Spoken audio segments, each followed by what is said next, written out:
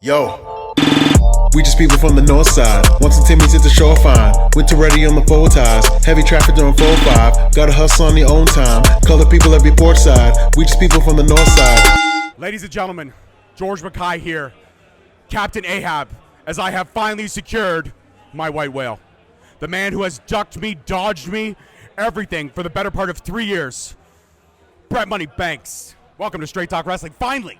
Hello, sir. It's good to be here. I mean, have you actually been trying to look for me? I didn't even know. Dude, you are a legend in Ontario indie wrestling. Can I tell you the stories?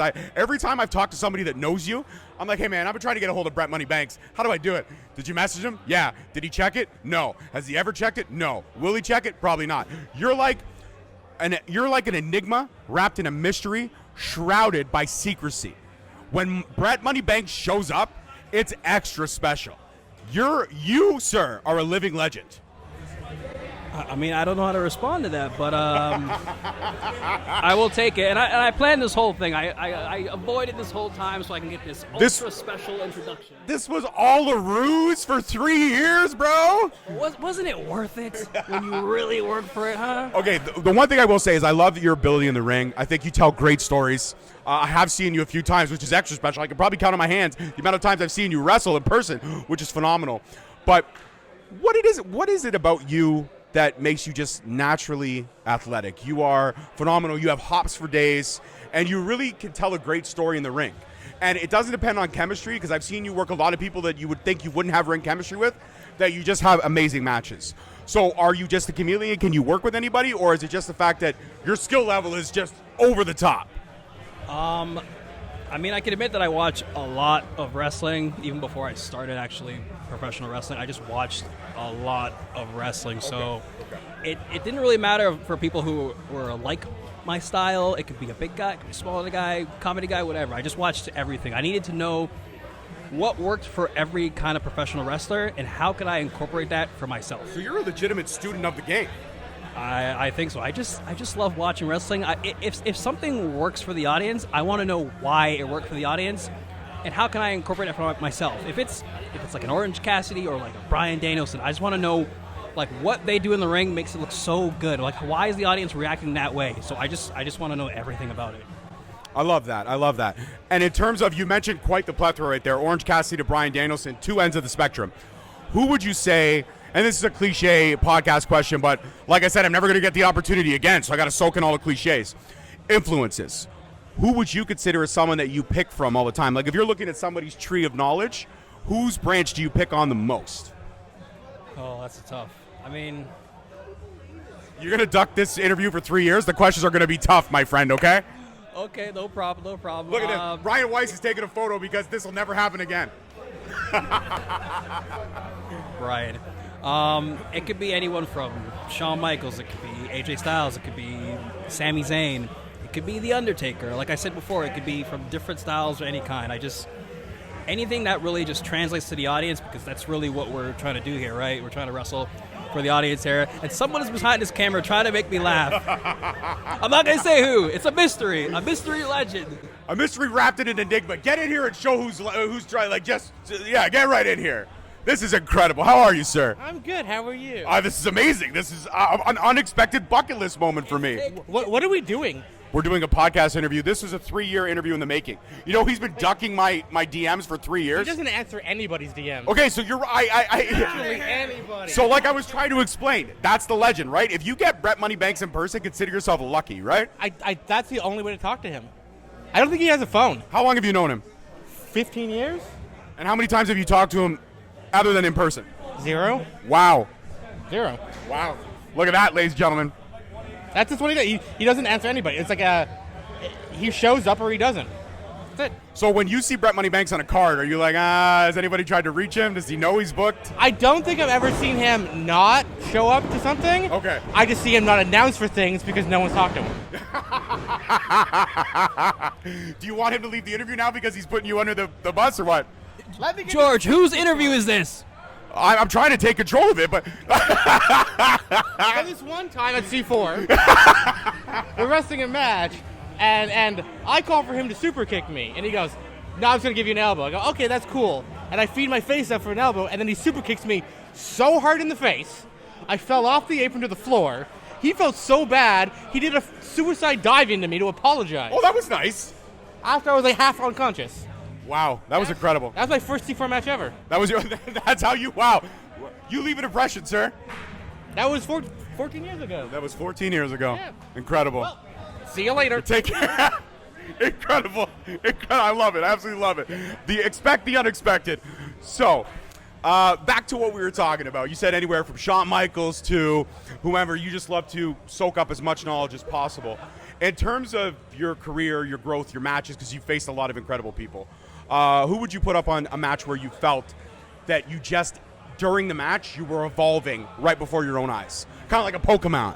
Yeah, I think I bring this up a lot with people, but I wrestled Roderick Strong on a Superkick show when I was kind of just starting to become, doing some bad guy stuff, some heel work, and I just felt during the match like I was becoming a better wrestler. Just how we were kind of communicating with each other, I just felt like you just said, evolving like a Pokemon. It's a really strange feeling because it doesn't really happen too much, even when you have a very good match. But this particular match, I just felt like the very next match I was going to have, I was going to be a much better wrestler because I wrestled that man.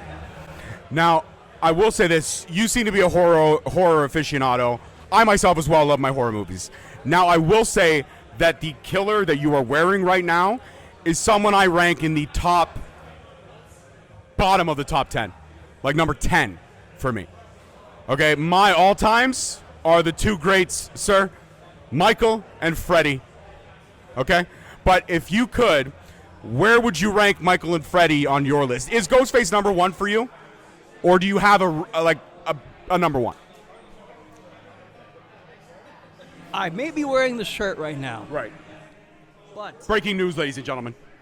I will say, Okay. at this moment, Okay. this man is correct. He might be...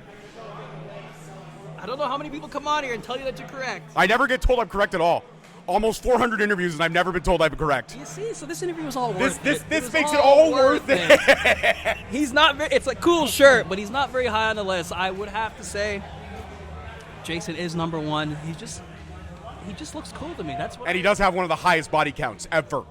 And he just keeps going. You can't stop him, no matter what you do. You really can't. Actually, I heard rumors of a Hulu prequel called Camp Crystal Lake, which is supposed to give the origin of Jason. Would you be interested in a show like that? Kind of going through all the details of how, Jason got to the bottom, how he drowned it in that lake. Would you be interested in that? Yes. Yes, right now. Right now. Release it right now. We want to stream it right now. Now. And I want to turn a little serious note right now. A show like this, something special, raising awareness and raising money for a cause, for the Gaza Kinder Foundation, which is incredible because these are children that are caught in a war zone that didn't have a choice. They didn't make a decision. They were born into it. When you have a show like this where all these amazing personalities, amazing talents come together, is it extra special? It is, and I can admittedly say I don't know enough information about what's happening, but I know that my friend Forza knows plenty of information, and A shit ton. This is the reason why I'm doing the show, because he's my friend. This is Friends of Where's the Show. So if my friend feels very passionately about this, I think I can help him out. Well, I mean, after 3 years of ducking and dodging, am I your friend now? Have I made the list? Like, when you see me now, are you going to be like, hey, George, you're awesome, man? I have a lot of friends, so it's tough to get on that list. I would say I put you at, like, top 30, my friends list. Do you only have 29 friends? I have, like, 29 people that I would consider very close to my inner circle. I'd be willing to move over a slot for 30, and I have, like, 9,000 acquaintances. So you wanted to become my good friend, but only put me at the very, very bottom of your friends list. Well, I mean, we got to start off small here, Brent. We're not talking steak dinners and cigars. We're talking, I'll give you a fry out of my McDonald's box. Let's have the real backstory here. It wasn't me that was ducking George this whole time. It was George that was ducking me. Right. That's the real story. I will screenshot. He's trying to tell me that I'm at the bottom of his list. He wanted to be on the show for so long, and I could only get to the bottom of the list. Come on, I mean. You know what? You're right. That's it. Boom. Right here. Breaking news, ladies and gentlemen. You just made number 9. I bumped you 20 spots. How do you feel? 29 or 9? No, you're 9.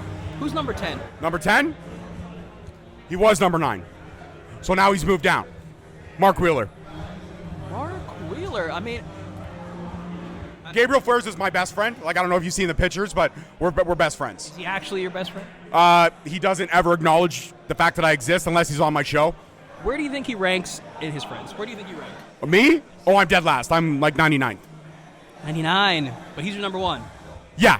It's a lot of give on my part, a lot of take on his.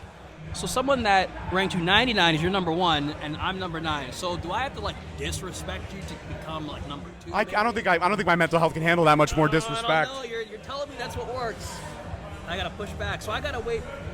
I gotta dodge you some more, right? Another If I 3 dodged you years. for like 10 years, maybe. Maybe. I might have made it to number. Just accept my friend request, goddammit. No, but seriously, you're an incredible talent, and you're a genuine soul, and I appreciate that. My final question before I let you go prepare for the amazingness that's about to come. When you look at your career thus far, and you look at, again, you mentioned Roderick Strong as that match where you leveled up. What would you say is the one match where you just felt it was bell to bell perfection? And I know that's hard for a lot of wrestlers to say because nobody ever believes in perfection. They believe in it was amazing, it was 95%, it was this and that. I've heard so many different answers, but I feel like you have some good insight on this question. I ask the tough questions, Brent. That's what I do, buddy. 3 years, gotta get the tough questions. It is tough because you said there really isn't a perfect match. Someone could tell you, well, that was a perfect match.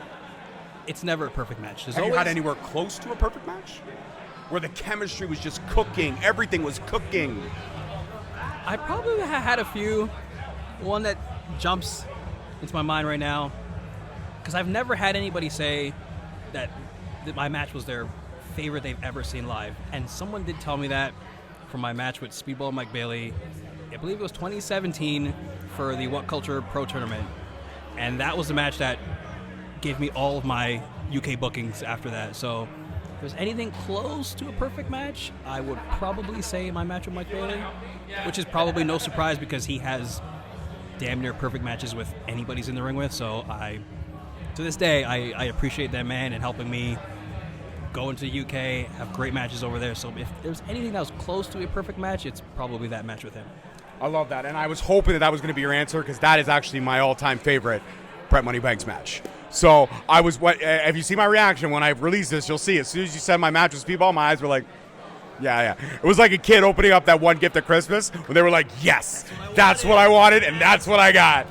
Oh man! And you know what? Bonus question, because I feel like you're an eclectic soul. I feel like you like a little bit of everything.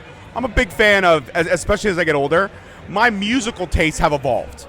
I've gone from a little bit, always loved Jelly Roll, but now I really love Jelly Roll with what he's doing, the soulful stuff, the blues, I love it. And then I look at myself, I'm a big Miles Davis fan. I also love Sam Cooke. I got my daughter hooked on Sam Cooke. Okay, Sam Cooke is a real deal. But when it comes to, I guess, your musical taste, as we get older, we change, we evolve. What would you say is something that you're vibing to, even if it's right now or 5 years ago, that you just didn't think that you'd vibe to and that you ended up falling in love with it? I would say because there's a particular gentleman at my workplace that just always puts it on this radio station. He's got me really into like just 80s music in general. Nice. And like okay. anything from that era, that genre is always like very upbeat and everyone's in a good mood. So I'd have to say 80s music right now, but I listen to everything. It's kind of like my wrestling style and what I watch. I watch a lot of everything, so I can't really say like one particular style of music that I listen to, but currently right now, because of this man who just always puts it on this one radio station, it would be 80s music right now.